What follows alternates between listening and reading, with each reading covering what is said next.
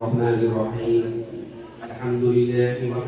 والصلاة والسلام على من لا نبي بعده أما بعد أعوذ بالله من الشيطان الرجيم بسم الله الرحمن الرحيم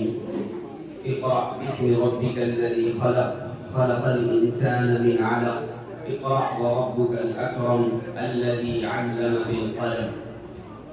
وقال النبي صلى الله عليه وسلم من سلك طريقا يطلب به علما سلك الله به طريقا من طرق الجنة وإن الملائكة لتضع أجنحتها رضا لطالب العلم صدق الله العظيم وصدق رسوله النبي الكريم. میرے محترم بزرگوں، نوجوان ساتھیوں، دارالسلام مکتب عباسیہ کے معزز محترم اساتذہ کرام اور بچوں کے گارجین حضرات، انتہائی قابل احترام میری ماؤں اور بہن، کسی بھی قوم اور معاشرے کی ترقی کا انحصار علم کے اوپر ہے. کوئی بھی قوم اور کوئی بھی معاشرہ اس وقت تک ترقی نہیں کر سکتا جب تک اس کے افراد علم سے آراستہ نہ ہوں. علم ایک ایسا زیور ہے جو انسان کا کردار سنوارتا ہے. علم ایک ایسی روشنی ہے جو انسان کو اندھیرے سے نکال کر کے صحیح راستے پر لاتا ہے.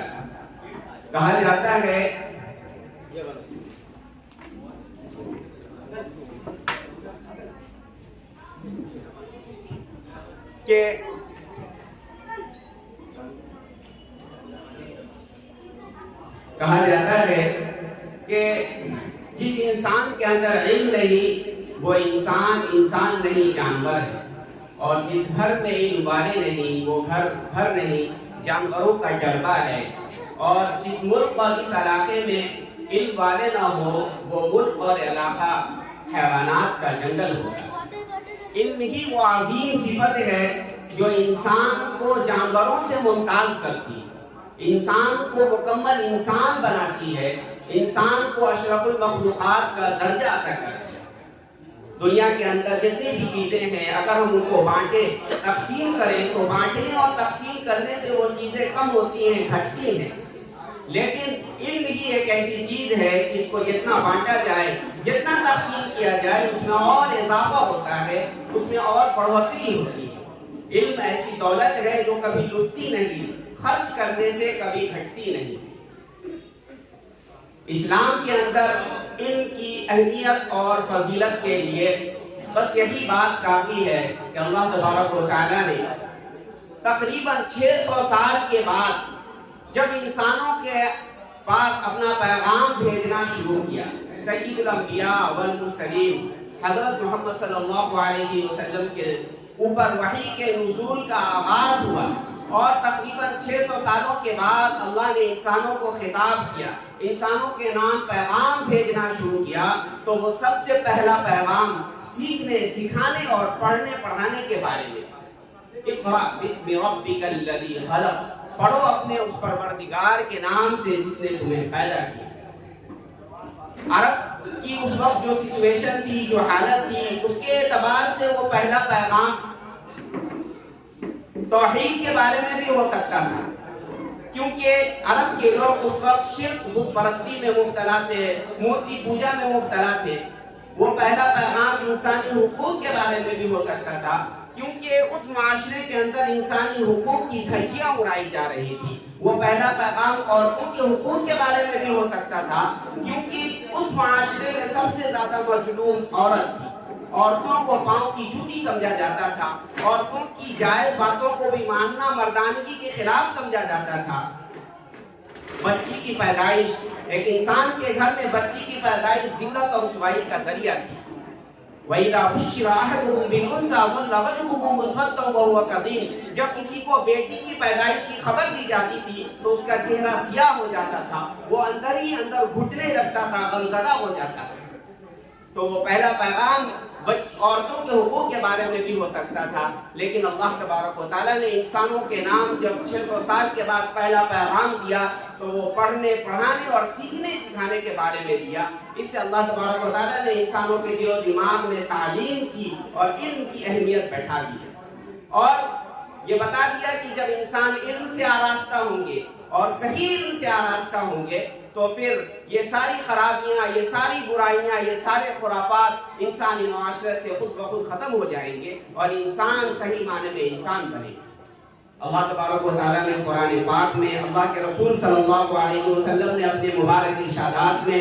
اور بھی بہت زیادہ علم کی فضیلتیں اور اس کی اہمیتیں بیان فرمائی ہیں۔ اللہ تعالیٰ ایک آیت میں ارشاد فرماتے ہیں یرفع اللہ الذین آمنوا منکم والذین اوتوا العلم درجات، کہ تم میں سے جن لوگوں نے ایمان لایا ہے، جو ایمان کی دولت سے سرفراز ہوئے ہیں اور جنہیں علم عطا کیا گیا ہے، اللہ تبارک و تعالیٰ ایسے لوگوں کے مقام و مرتبہ کو بلند کرے گا۔ اللہ کے رسول صلی اللہ علیہ وسلم نے ایک حدیث میں علم والوں کو انسانوں کا سب سے افضل اور سب سے بہترین مقام پر فائز فرمایا ہے۔ اللہ کے رسول صلی اللہ علیہ وسلم نے فرمایا فضل العالم علی العابد کفضلی علی ادناکم، کہ تمام انسانوں کے مقابلے میں جیسے میری حیثیت ہے، جیسے میرا مقام و مرتبہ ہے کہ میں تمام انسانوں میں سب سے افضل ہوں، اسی طرح تم انسانوں کے درمیان جن کے پاس علم ہے وہ سب سے زیادہ افضل ہیں، اعلیٰ ہیں، ان کا مقام و مرتبہ سب سے اوپر ہے۔ علم چاہے وہ قرآن کا ہو، حدیث کا ہو یا سائنس اور ٹیکنالوجی کا ہو، ہر علم کی اللہ کے یہاں قدر ہے، اس کی عزت ہے، اس کا احترام ہے۔ بس شرط یہ ہے کہ وہ علم صحیح نیت اور صحیح مقصد سے حاصل کیا جائے۔ اس علم کے حاصل کرنے کا مقصد انسانیت کی خدمت، انسانوں کو نفع پہنچانا، اللہ کی رضا حاصل کرنا ہو تو اس علم کی اللہ کے یہاں قدر ہے، چاہے وہ حدیث کا علم ہو، قرآن کا علم ہو، شریعت کا علم ہو، چاہے سائنس اور ٹیکنالوجی کا علم ہو۔ لیکن اگر علم حاصل کرنے کا مقصد دولت کمانا، لوگوں کی مجبوریوں سے فائدہ اٹھا کر کے دولت کے ڈھیر لگانا ہو، معاشرے کے اندر عزت حاصل کرنا ہو، شہرت حاصل کرنا ہو، اگر یہ مقصد ہے علم کا تو پھر ایسے علم کی اللہ کے ہاں کوئی قدر نہیں ہے، چاہے وہ قرآن کا علم ہو، چاہے وہ حدیث کا علم ہو، چاہے سائنس اور ٹیکنالوجی کا علم ہو۔ لیکن علم دین کی، قرآن اور حدیث کے علم کی اللہ اس کے رسول کے یہاں مقام و مرتبہ، اس کی فضیلت ایک الگ درجے کی ہے۔ اللہ نے اور اللہ کے رسول نے علم دین کی فضیلت، جو لوگ علم دین سے آراستہ ہوتے ہیں، اپنے سینوں کو قرآن کے علم سے آراستہ کرتے ہیں اور حدیث کے علم سے آراستہ کرتے ہیں، اس کی فضیلت اور اہمیت الگ درجے کی ہے۔ اللہ کے رسول صلی اللہ علیہ وسلم نے فرمایا کہ ان العلماء ورثۃ الانبیاء، کہ وہ لوگ جو قرآن اور حدیث کا علم حاصل کرتے ہیں وہ انبیاء کے وارث ہیں، اور انبیاء وراثت میں دینار اور درہم نہیں چھوڑتے ہیں بلکہ انبیاء وراثت میں علم چھوڑتے ہیں۔ تو جو علم حاصل کرتا ہے وہ انبیاء کی وراثت کا ایک بہت بڑا حصہ حاصل کرتا ہے۔ اس دنیا کے اندر کسی بھی ایک مسلمان کی سب سے بڑی کامیابی یہ ہے کہ اس دنیاوی زندگی کو وہ اس طرح سے گزارے کہ کل قیامت کے دن اللہ تعالیٰ اس کے لیے جنت کے فیصلے کرے۔ وہ اللہ کے یہاں جب حاضر ہو، اللہ تعالیٰ اس کے بارے میں یہ فیصلہ کر دے کہ تم جنتی ہو، تم جنت میں چلے جاؤ۔ اور اللہ کے رسول صلی اللہ علیہ وسلم کیا فرما رہے ہیں کہ جو علم حاصل کرنے کے لیے، قرآن اور حدیث کا علم حاصل کرنے کے لیے نکلتا ہے تو اللہ تبارک و تعالیٰ اس کی بدولت اس کے لیے جنت کے راستے آسان کر دیتے ہیں۔ اللہ تعالیٰ اس کو جنت کے راستے پر چلاتے ہیں، اور ایسے لوگوں کے لیے فرشتے ان کے کرام کے لیے، ان کی عزت اور ان کے احترام کے لیے فرشتے بھی اپنے پر بچھاتے ہیں، ان کا اکرام کرتے ہیں۔ تو علم دین کی فضیلت اور اہمیت ایک الگ درجے کی ہے۔ ایک حدیث میں اللہ کے رسول صلی اللہ علیہ وسلم نے فرمایا کہ جب کل قیامت کے دن علماء کرام کو اللہ کی بارگاہ میں لایا جائے گا اور علماء اللہ کے پاس پیش ہوں گے، اللہ کے سامنے حساب دینے کے لیے لائے جائیں گے، اللہ تعالیٰ ان سے فرمائیں گے کہ میں نے تمہیں اپنا علم کی دولت اس لیے نہیں دی تھی کہ میں تمہیں سزا دوں، تمہیں جہنم کی آگ میں جلاؤں، جاؤ میں نے تم تمام کی مغفرت کر دی، تمہارے گناہوں کو بخش دیا۔ یہ اخروی اتنی بڑی فضیلت ہے وہ ان لوگوں کی جو قرآن کا علم حاصل کرتے ہیں، حدیث کا علم حاصل کرتے ہیں۔ اس دنیا کے اندر اللہ تبارک و تعالیٰ نے انسانوں کو جتنی نعمتیں عطا فرمائی ہیں، لاکھوں کروڑوں بے شمار نعمتیں عطا فرمائی ہیں،